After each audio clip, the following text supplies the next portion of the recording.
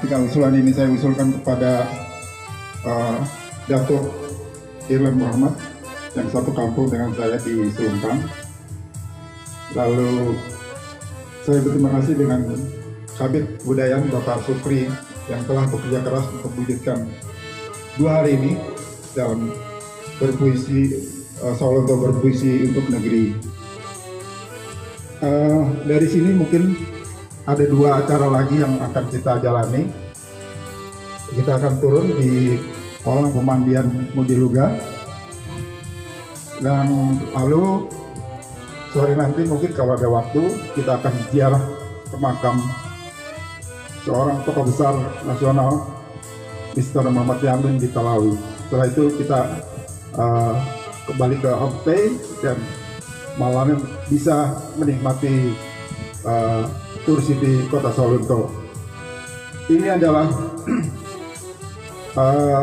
sebuah sebenarnya tawaran saya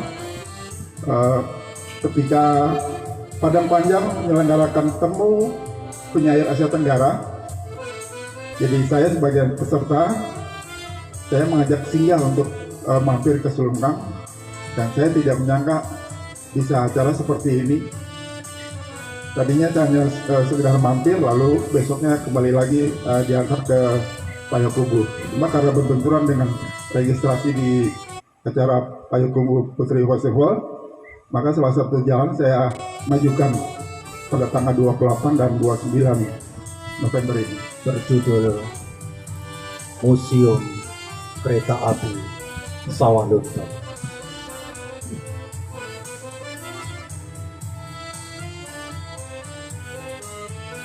Sawalunto, cerita Mak Hitam, kereta tua, serta orang-orang rantai, saksi sejarah Sawalunto kota tambang. Di pantalan kayu masih terdengar jerit roda mencicit, mengoyak kebisuan malam. Di gerbongmu, ratusan orang berjejal, tawanan kolonial dari penjara ke penjara.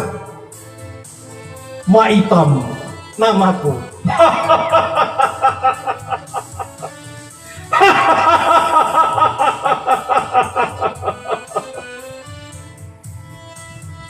Sejarah panjang kulalui, merayap, bukit batu, lembah, ngarai, jalan berliku.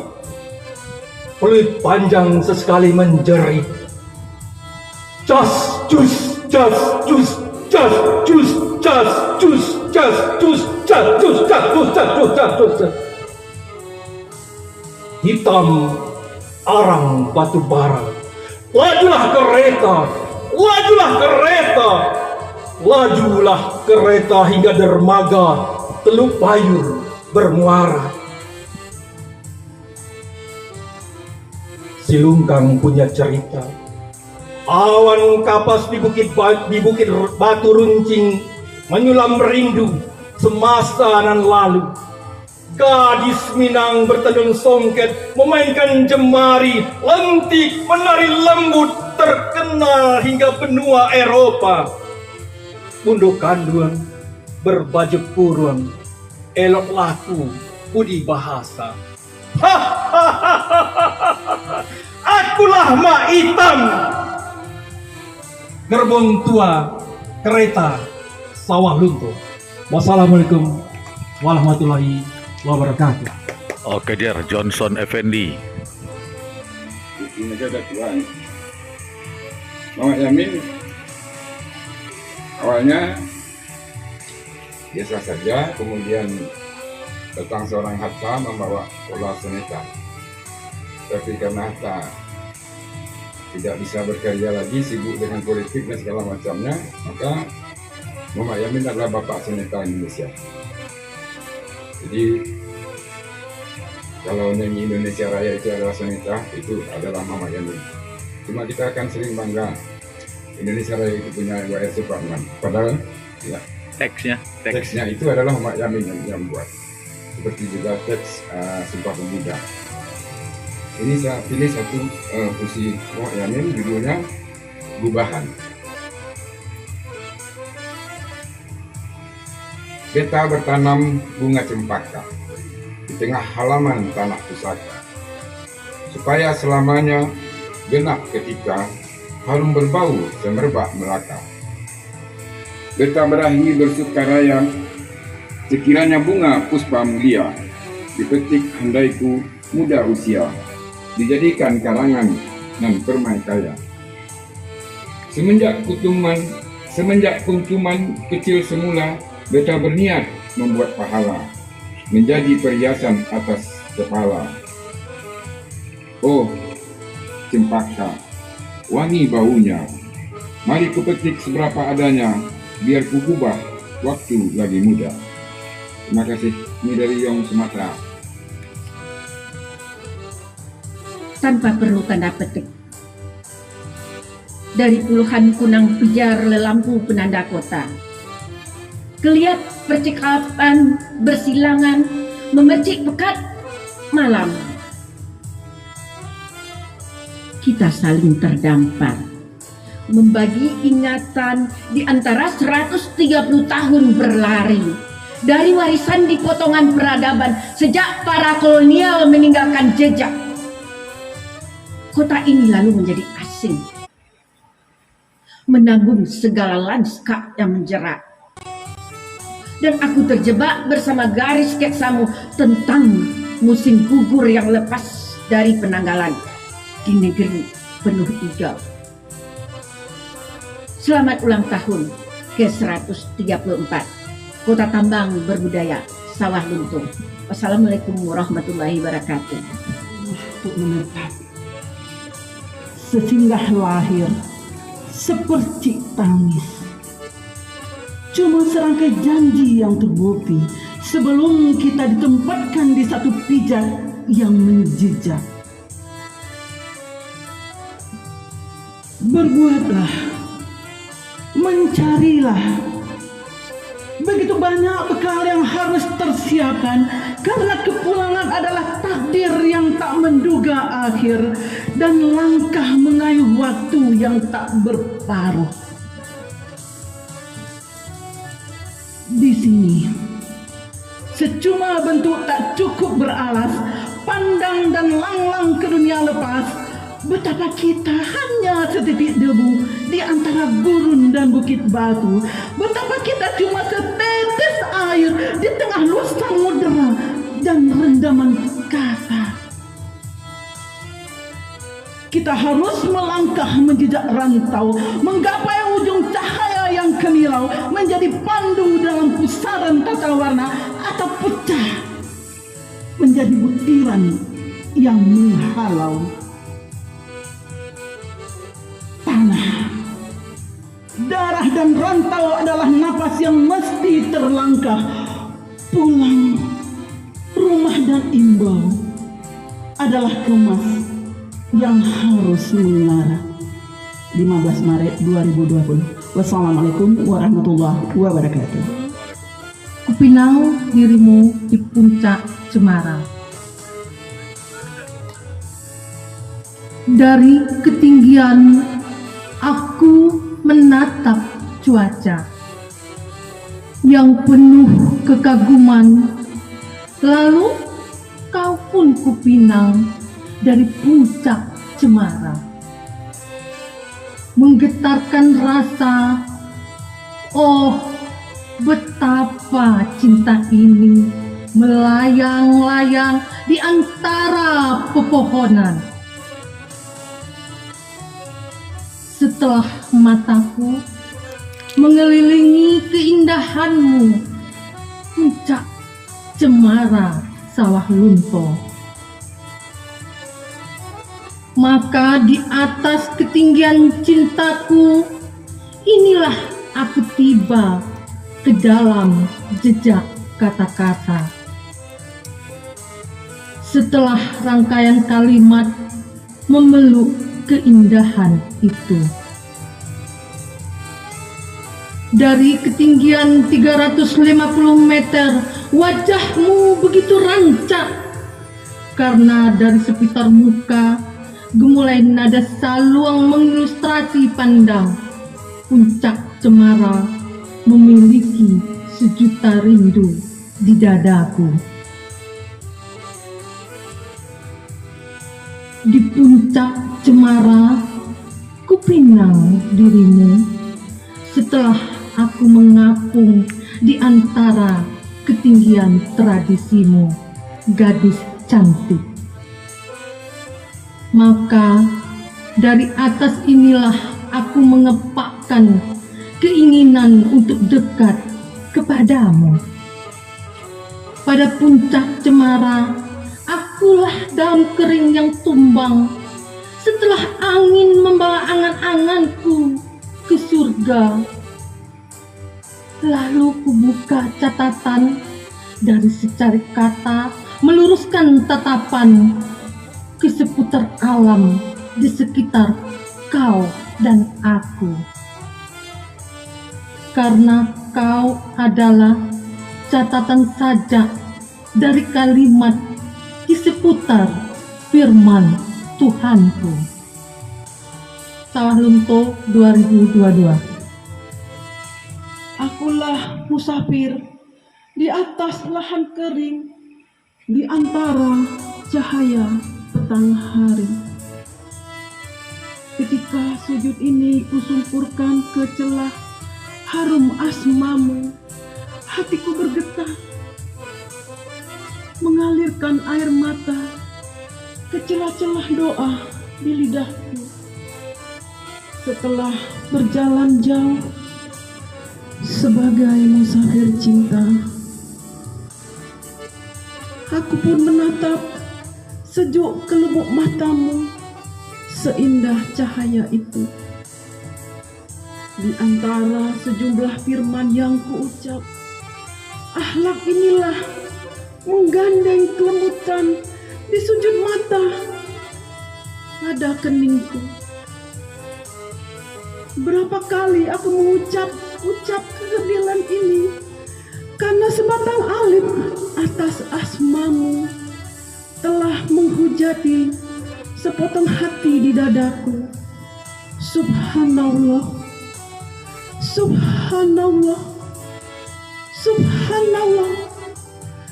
Kata ini sebagai kelihatan cahaya di saat aku lebur ke dasar asmamu yang membisik halus ke ruang dadaku. Oh, sesenja itulah akhirnya menyungkurkan sujudku kepada alif yang kokoh sebagai tiang di dada seorang musafir rindu. Dari surau dan jendela masjid yang kau tulis ke dalam secari kitabmu, getaran dada ini melantunkan sujudku berkali-kali. Engkau Tuhanku, tuntun aku untuk menuruni tangga tempat aku bermukim sebagai musafir yang papa. Oh Tuhanku, tak cukup ribuan kata sebagai kalimat untuk mencari nada-nada kerinduan di dalam sujudku sebagai musafir cinta. Terima kasih. Bengkulu, 12 November 2022, yang berjudul Kesaksian Lubang Mbah Suro, karya Eri Sopratman. Memorial orang-orang radikal di ranah kota tua Sawah Lunto, berarsitektur alam bak wali besar, menimbun beribu mempel dan misteri cerita lama. Makan dulu Orang-orang rantai dipaksa bekerja paksa, memecah batu kepongahan para kolonial penjajah demi untuk merebut hasil bumi kita.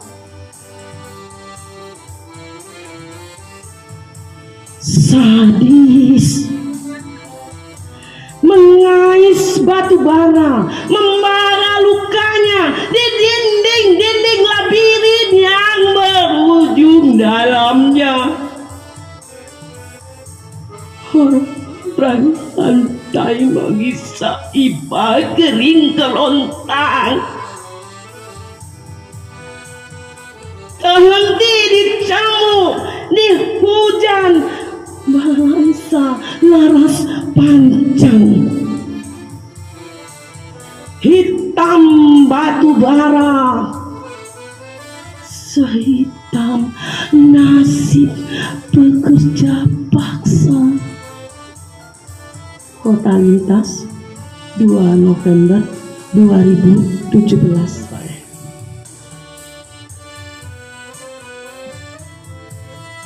Kucium aroma keringatmu dari gudang ransum dan terowongan suruh. Legam kelam dinding dan jejak kaki telah hibukanku tentang derita yang telah tersematkan di dinding-dinding sunyi. Apa yang telah kau hidup selain kasih? Yang telah tersimpan di perut bumi, letar cambuk dan cemeti, isak tangis simpan terkunci, leher, kaki, dan tangan yang terantai besi. Sungguh, semua telah terbaca dalam sebuah takdir tak terpungkiri. Orang rantai, seretan dan gerincing bunyi telah bisikan hadir saat kami di sini. Aroma keringat dan pekik yang tersembunyi kembali tergali saat kami turuni lembah dan terowongan. Batu runcing. Bacakan puisi. Takana tualang disilukang dua, karya Abu Mahmud MF. Malam di pisau telah tandas dalam cangkir kopi. Cahaya matahari mulai menyusup dalam detak arloji. Sebentar lagi kita mendaki, menyusuri gurah jejak, petualang sambil mengejar rimbun firmannya. Pula keelokan tak terperi di setiap lekuk bukit batu runcing. Di lampau dekat pasar Silungkang, kita tegak sejenak, ragam kuliner halu-hani nikmatnya. Buah samba, karpuak jangek, rago sari, lamang luo. Jatuh hati aku dibuatnya. Ketanggungan 2017. Terima kasih. Petiklah puisi, peras dan minum, kau akan merasakan hakikat kasih. Pada batu dalam hatimu, siramkan ramuan puisi, kerasnya akan luruh serupa debu kanji yang meleleh di hadapanmu. Jika kau kehilangan cinta, cukuplah satu puisi kau tanam dalam ruang jiwamu. Akan datang masa panen yang berlimpah pada musim-musim gairah. Jika kau kehilangan segalanya, puisi akan mengembalikan lebih dari yang kau kira. Jika bingung dalam pusaran pikiran, puisi akan melapangkan jalanmu keluar dari kegelapan. Jika kau tak punya jawaban atas persoalan, bentangkan sayap puisi di angkasa. Jawaban akan berguguran di persoalan kanak-kanakmu. Dan jika kau pemangku keputusan, mintalah pada puisi untuk menjaga setiap tanggung jawab yang kau bubuhkan.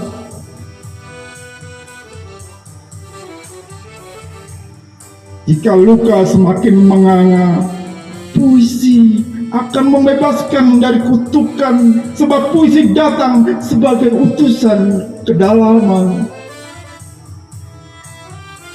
Jika sayap-sayap merayap di hatimu, bunyikan puisi berdentang-dentang saban malam. Kau akan menemukan hatimu mekar serupa matahari di ufuk timur. Telah bersemayam ruh kebangkitan dalam setiap tubuh puisi yang dilahirkan dari dalam rahim makna. Ia bisa lahir dari rahim kesunyian. Ia bisa lahir dari rahim penderitaan. Ia bisa lahir dari rahim kecerdasan. Ia juga lahir dari rahim perasaan. Saudara-saudara sebangsa dan setanah air, jangan pisahkan dirimu dari puisi. Saudara-saudara sebangsa dan setanah air, jangan pisahkan dirimu dari puisi. Jika kau belum mampu sempurna berdiri, jangan pisahkan dirimu dari puisi. Karena puisi akan memberikan keindahan kehidupan. Jakarta, Agustus 2020.